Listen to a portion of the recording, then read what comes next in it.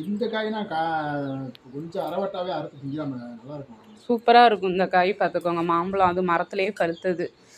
சாப்பிட்டு பார்த்துட்டுங்க. இந்த அன்னைக்கு வாங்கினோம் இல்லையா குட்டி பையன்ட்ட மாம்பழம், நான் கூட வீடியோ போட்டிருப்பேன். காயாக வாங்கியிருப்பேன். ஒரு காய் வந்து 5 ரூபான்ட்டு. மாமா சாப்பிட்டுட்டு எப்படிங்க இருக்குது?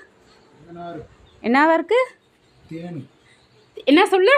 தேனு தேனு. தேனாக இருக்காங்க. அது இந்த மாதிரி வண்டு வச்ச பழம்லாம் செம்மையாக இருக்கும்.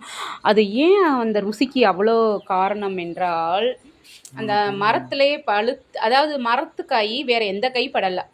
மரத்துக்காரங்க கை, நம்ம கை, இந்த 2 கை தான் பட்டிருக்கு. வேறு வந்து நேச்சுரலாக பழுத்துருக்கு.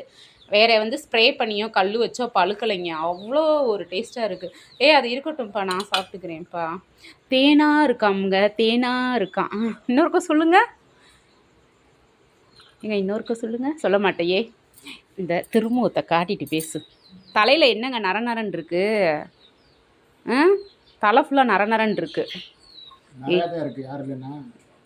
ஐய ஏதோ மண்ணு மாதிரி இருக்கு. தலையை பிடிச்சேன்ல. எனக்குலாம்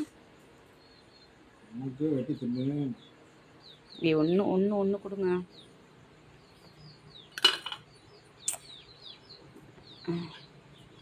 நான் சாப்பிட்டு பார்க்க போகிறேன். அல்வா பீஸ் போட்டால் எப்படி இருக்கும் அந்த மாதிரி இருக்கீங்க பாருங்களேன்.